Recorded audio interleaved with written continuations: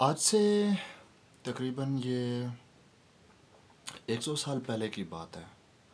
اس time پہ باچا خان حج کرنے کے لیے سعودیہ گئے. پھر سعودیہ کے پاس جانے کے بعد وہ ادھر سے چلے گئے، یہ بیت المقدس چلے گئے. اب بیت المقدس میں وہاں پر اس وقت جو اسرائیل ہے، یہودی ہیں، تو ان کا زور کنٹینیوسلی بڑھتا جا رہا تھا. اب اسرائیل اس ٹائم پہ بنا ہوا نہیں تھا. تو وہاں پہ باچا خان نے لوگوں سے پوچھا کہ آپ یہودیوں کو اپنی زمینیں کیوں تیزی کے ساتھ فروخت کر رہے ہیں؟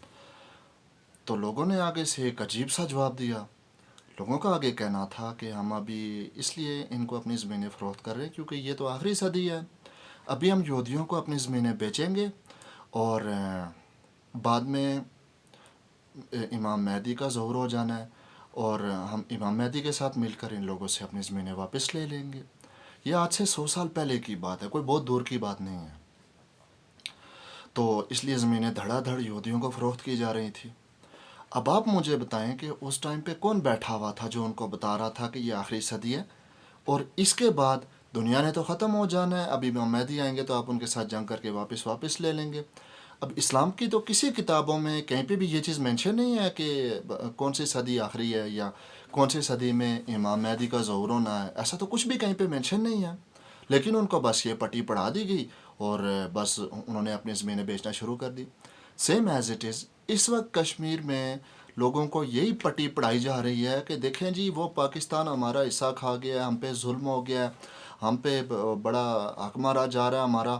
پھر ہمیں یہ چیز بتائی جا رہی ہے، فرنٹ اینڈ پہ یہ چیز بتائی جا رہی ہے کہ جو یہ کشمیر ہے اس میں 12 نشستیں مہاجرین کی ہیں اور مہاجرین کی نشستوں کی وجہ سے آئی ایس آئی ہمیں کنٹرول کرتی ہے. مہاجر تو ہے نہیں، اب وہ سیٹیں آئی ایس آئی کنٹرول کرتی ہے. یہ بات بالکل ٹھیک ہے کہ یہ جو 12 نشستیں مہاجرین کی اور مہاجر موجود نہیں ہیں اور یہ نشستیں آئی ایس آئی کنٹرول کرتی ہیں.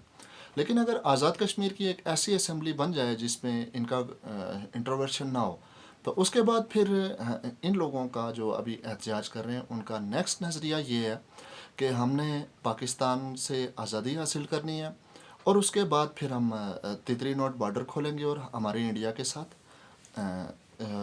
چلتی رہے گی، تجارت چلتی رہے گی اور انڈیا سے چیزیں سستی آتی ہیں تو ہمیں سستی ملیں گی. اب ان کا مین نظریہ یہ ہے. تو اب آپ مجھے بتائیں، جب قرآن نے ایک چیز کا واضح طور پہ فیصلہ کر دیا کہ ہندو کبھی ہمارے دوست نہیں ہو سکتے، یہود و نصارہ ہمارے دوست نہیں ہو سکتے، ان کو دوست مت بناؤ، تو ہم اگر یہاں پہ پاکستان کے ساتھ اپنے تمام ریلیشن شپس کو کٹ آف کر کے اگر تتری نوٹ بارڈر کھول لیں گے تو وہاں سے جب وہ ہمیں سستی چیزیں دیں گے تو ڈیفینیٹلی وہاں سے پھر اسلحہ بھی امپورٹ ہوگا، پھر وہاں سے دہشت گردی بھی آئے گی، پھر یہ بھی ہو سکتا ہے کہ انڈیا ہم پہ ڈائریکٹلی قبضہ کر لے. تو یہ چیز کسی بھی طرح سوٹیبل نہیں ہے. لیکن ڈیفینیٹلی ابھی ہماری سوسائٹی میں بہت تیزی کے ساتھ ڈس انفارمیشن کو اسپریڈ کیا جا رہا ہے.